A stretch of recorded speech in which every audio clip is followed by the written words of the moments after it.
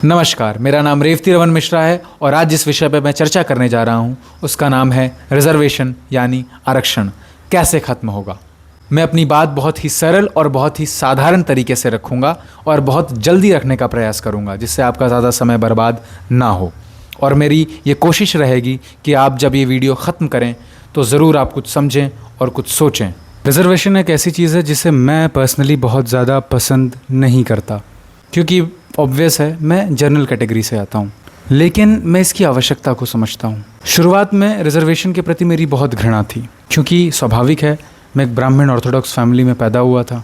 मुझे रिजर्वेशन के जो मायने बताए गए थे, कोई भी व्यक्ति कोई भी बच्चा अगर उसे जानेगा तो उसका रिजर्वेशन को घृणा करना ऑब्वियस होगा। पर जैसे जैसे मैं बड़ा हुआ मैंने रिजर्वेशन को किताबों में पढ़ा और उसकी आवश्यकताएं पढ़ी कि आखिर रिजर्वेशन की ज़रूरत क्या है, और फिर उन चीज़ों को अपने समाज में अपने गाँव में देखा तो मुझे ये एहसास हुआ कि नहीं, रिजर्वेशन इतना भी बुरा नहीं है और उसकी आवश्यकता है। मैं गांव में देखूं कि एक व्यक्ति जो कि मेरी उम्र से काफ़ी बड़ा है फिर भी वो मेरे पैर छू रहा है, सिर्फ इसलिए क्योंकि मैं सो कॉल्ड अपर कास्ट का हूं और वो दलित हैं या छोटी जात के हैं। एक व्यक्ति जो शायद कपड़ों से थोड़ा कमज़ोर दिखाई पड़ रहा है और वो आते ही ज़मीन पर बैठ जाता है, कुर्सियाँ खाली हैं फिर भी ज़मीन पर बैठ जाता है। क्यों?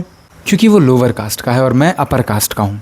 बारात होती है तो बफर दो लगते हैं, एक अपर कास्ट के लोगों के लिए और एक लोअर कास्ट के लोगों के लिए। उनका अलग भोजन होगा, हमारा अलग भोजन होगा।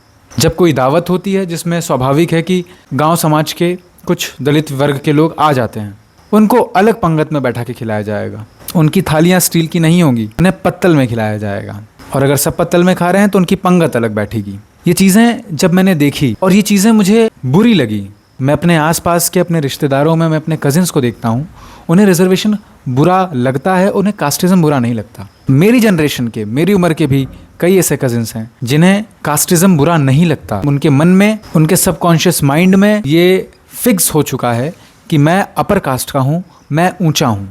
पर मेरे मन में न जाने क्यों कुछ फैक्टर्स जो मुझे लगते हैं वो इसलिए क्योंकि मेरे पिताजी का जातिवाद में बिल्कुल भरोसा नहीं है। मेरे पिताजी ने हमेशा ये सिखाया कि दुनिया बहुत आगे बढ़ी जा रही है और हमारा समाज आज भी पीछे जाता जा रहा है, और ये ख्याल उनका दहेज को लेकर भी रहा।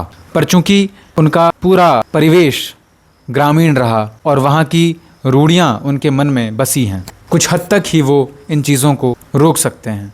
हाँ, हमारे अंदर, अपने पुत्रों के अंदर उन्होंने ये चीज़ें ना के बराबर रखी और यही सिखाया कि समाज एक है, सभी लोग एक हैं और ये देश सभी का बराबर है, ये समाज सभी का बराबर है। हमें हमेशा ये सिखाया। खैर, ये बात हो गई कि आखिर आवश्यकताएं क्या थी।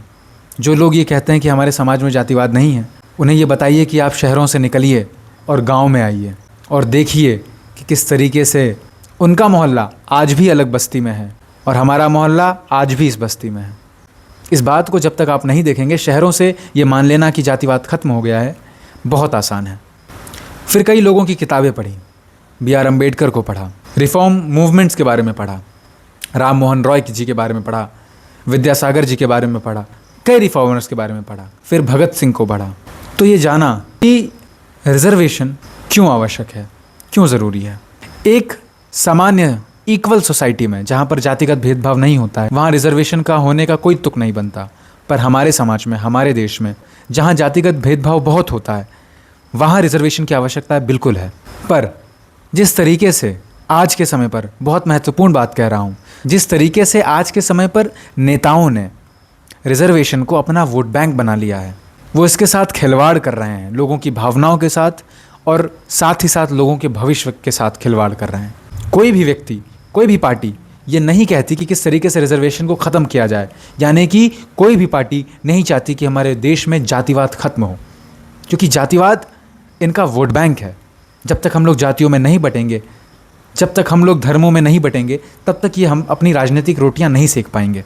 इसलिए इनके लिए हमारे समाज में जातिवाद होना और रिजर्वेशन होना इक्वली इम्पॉर्टेंट है, और ये बात हमारी आम जनता समझ नहीं पाती, ना ऊंचे वर्ग के लोग और ना ही नीची जाति के लोग।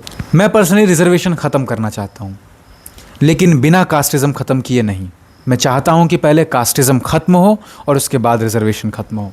क्योंकि रिजर्वेशन का मूल उद्देश्य यही है कि समाज में जो भेदभाव है, जो ऊंच नीच है, वो रिजर्वेशन के माध्यम से धीरे धीरे धीरे धीरे ख़त्म हो जाए।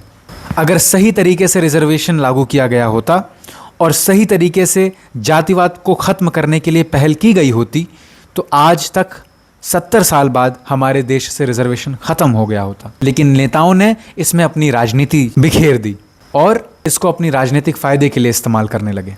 तो आखिर रिजर्वेशन ख़त्म कैसे होगा? सबसे पहला चीज़, जातिवाद ख़त्म करना पड़ेगा। यदि जातिवाद ख़त्म नहीं होगा तो रिजर्वेशन बिल्कुल ख़त्म नहीं हो सकता।